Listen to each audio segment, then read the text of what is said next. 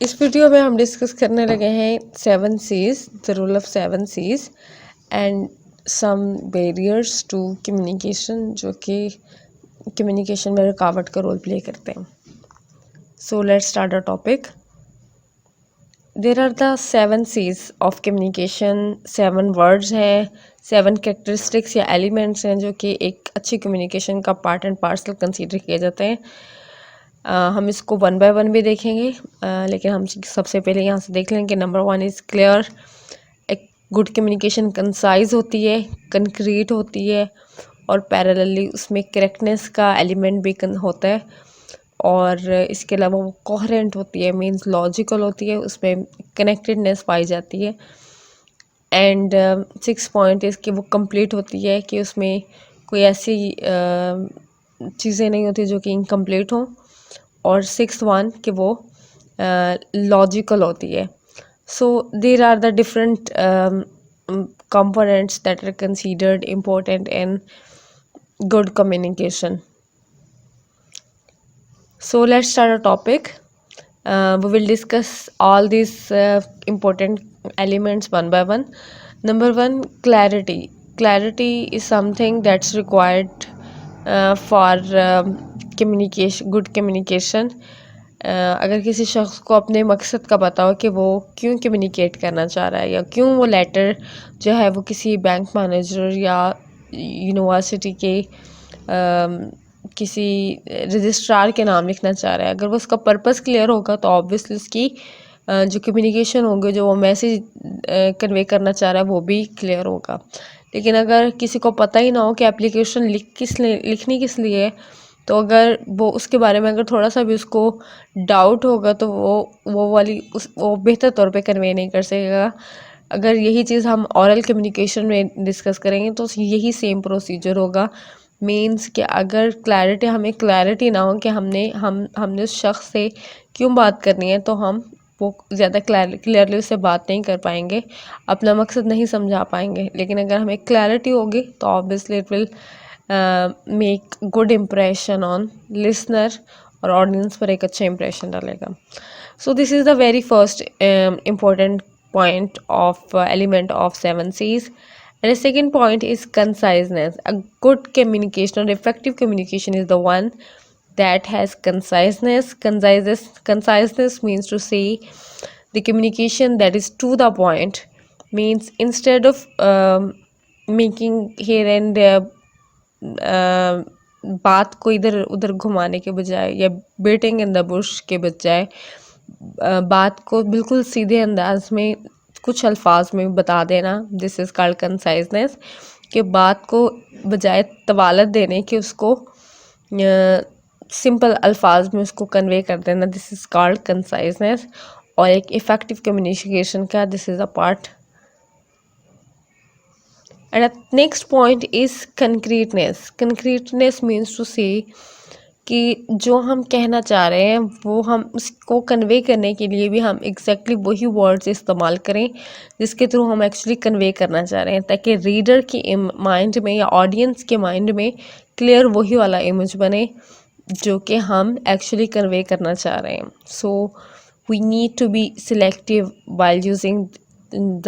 while selecting the words, ताकि हमारे words ही कंक्रीटली एक रीडर या ऑडियंस के माइंड में क्लियर पिक्चर बना दें जो हम मैसेज कन्वे करना चाह रहे हैं या इन्फॉर्मेशन देना चाह रहे हैं या किसी भी पर्पज़ के लिए हमारे कम्युनिकेट करना चाह रहे हैं।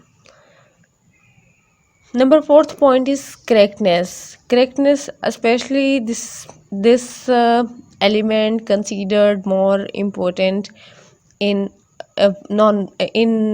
written communication. जब written communication होती है तो उसमें ऑब्वियसली जो राइटर है वो एब्सेंट होता है, तो उसकी गैर मौजूदगी में चीज़ों को देखा जाता है कि वो एक्चुअली क्या कहना चाह रहा है। तो सामने जो होते हैं वो वर्ड्स होते हैं, स्पेलिंग्स होते हैं, ग्रामर होती है और इन्फॉर्मेशन होती है जो कि बेसिकली एक शख्स ने दूसरे शख्स को लिखी होती है।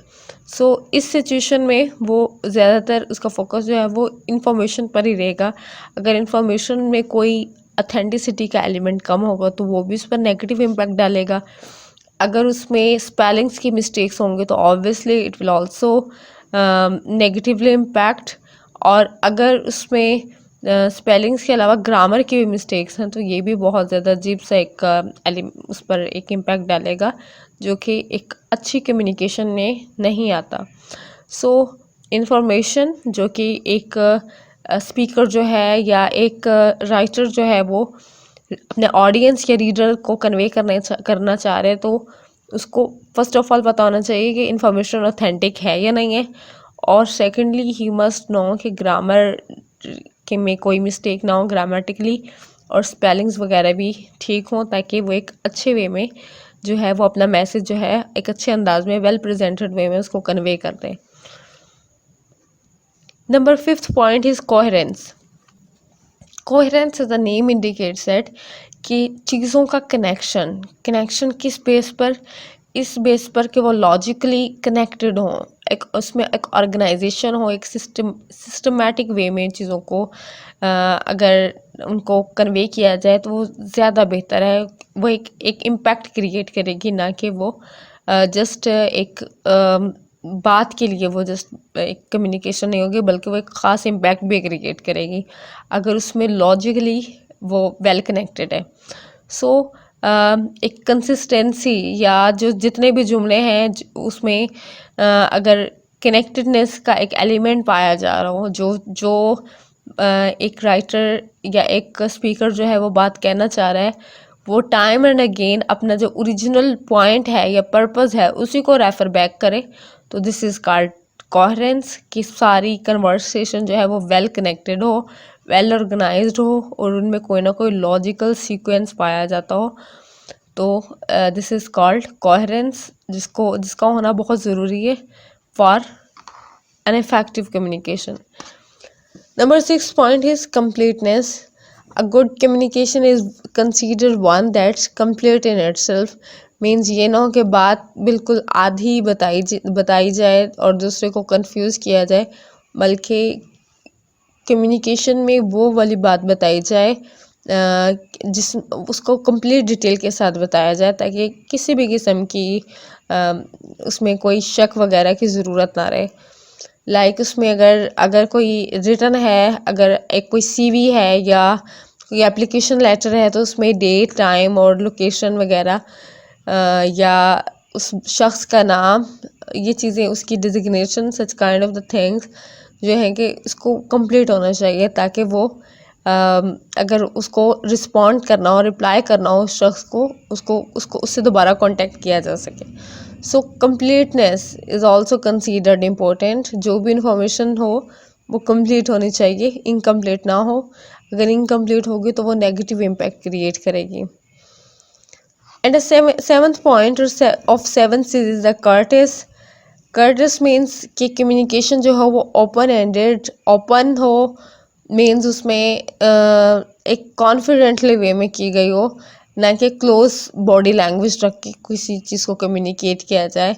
स्पेशली जब आप ऑरल कम्युनिकेट कर रहे होते हैं तो कम्युनिकेशन में एक बॉडी लैंग्वेज जो है ओपन होनी चाहिए, एक लाइट वे में चीज़ों को देखना चाहिए, ना कि एक क्लोज बॉडी लैंग्वेज रख के माथे पे तेवरी चढ़ा के चीज़ों को समझा जाए। तो इस तरीके से ये प्रेजुडाइज अपने जहन में रख के चीज़ों को अगर देखेंगे तो वो और तरीके से समझ आएंगी, और अगर उनको ओपनली एक लाइट वे में उनको देखा जाए तो वो ज़्यादा अच्छी तरह समझ आएंगी, और उनका जो रिप्लाई होगा वो भी बेहतर होगा, जो कि इफ़ेक्टिव कम्युनिकेशन के लिए बहुत ज़रूरी है। So that's was all about 7 C's और इनका रोल जो है वो गुड कम्युनिकेशन में जो हमने भी डिस्कस किया।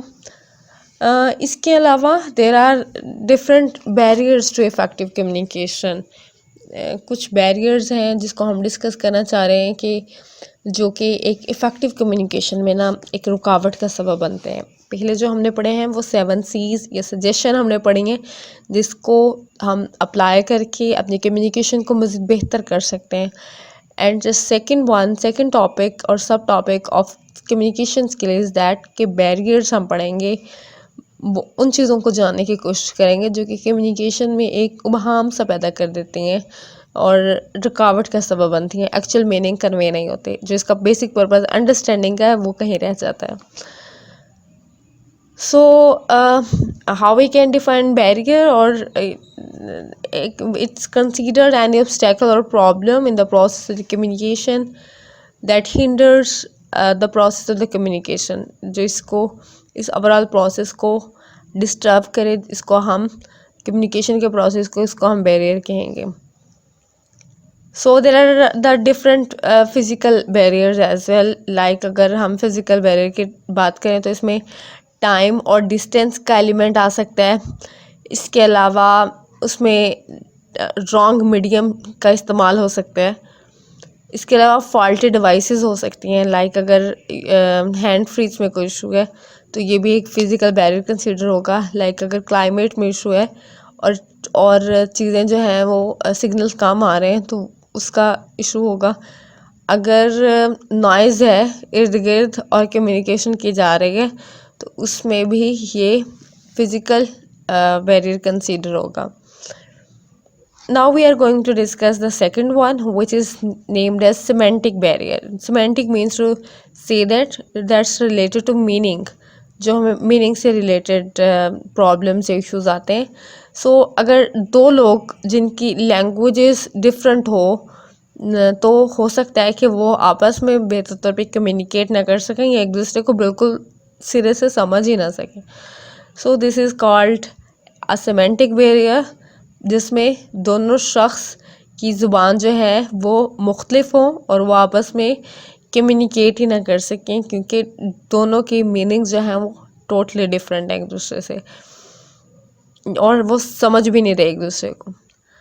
The third one is called psychological barrier. Means there are the times कि जब हम स्ट्रेस या एंग्जाइटी की सिचुएशन में होते हैं तो हमारा माइंड जो है वो एक नॉर्मल ह्यूमन माइंड की तरह काम नहीं कर रहा होता, बल्कि वो एक स्ट्रेस की सिचुएशन में होता है, जिसकी वजह से हमारी परसेप्टिबिलिटी या चीज़ों को अंडरस्टैंडिंग करने की हमारी सलाहियत जो है वो कम हो जाती है, जो कि इसको एक साइकोलॉजिकल बैरियर समझा जाता है। कि मतलब अगर कोई शख्स कुछ और पूछ रहा हो तो गायब दिमागी से हम कुछ और किसी और चीज़ का जवाब दे दें। This is the example of psychological barrier, जिसमें ख़ुद एक इंसान की अपनी साइकोलॉजिकल स्टेट की वजह से वो चीज़ों को बजाय कि वो रिजॉल्व कर ले, वो चीज़ों को समझे, वो चीज़ें उसके माइंड में जो है वो एक क्लस्टर की फॉर्म में एक मज़ीद यू कैन से कि उस एक अनअंडरस्टैंडेबल मोड में चले जाती हैं। Number fourth point is socio cultural barriers. Mean society या कल्चर के डिफरेंस की वजह से, या लाइक ईस्ट एंड वेस्ट का डिफरेंस, या कोई भी किसी भी कम्युनिटी का ले सकते हैं मिसाल के, जिसमें कल्चरल या सोशल डिफरेंस की वजह से कम्युनिकेशन में गैप आ रहा हो। These are called socio cultural barriers. Like कुछ जो लोग हैं, कुछ कल्चर्स हैं उनमें झुककर सलाम किया जाता है और कुछ में ये जस्ट हाई के तौर पे, हाई से ही उनको वेलकम किया जाता है। उनको एज फर्स्ट जो रिमार्क्स होते हैं वो इंट्रोडक्टरी रिमार्क के तौर पे बोले जाते हैं। So there are different socio cultural barriers, जो कि डिफरेंट कल्चर होने की वजह से एक दूसरे के लिए समझना जो है वो मुश्किल होता है। सो देयर में भी पॉसिबिलिटी दैट कि एक शख्स समझ रहा हो कि वो दूसरा बंदा उसकी बात सुन रहा है और दूसरा बंदे के लिए वो जस्ट एक नॉइज़ हो। So there are the different barriers. इसकी रीज़न जो है वो कोई भी हो सकती है, साइकोलॉजिकल हो सकती है, इसके अलावा सेमेंटिक हो सकता है, इसके अलावा सोशो इकोनॉमिकल डिफरेंसेस हो सकते हैं। ये हो सकता है कि दोनों जो हैं वो मुख्तलिफ कम्युनिटी से बिलोंग कर रहे हों और एक दूसरे को की ज़ुबान जो है वो समझ ही ना रहे हों। So that's all about 7 C's. First we discuss the role of 7 C's and then we discuss the barriers to effective communication. Thank you.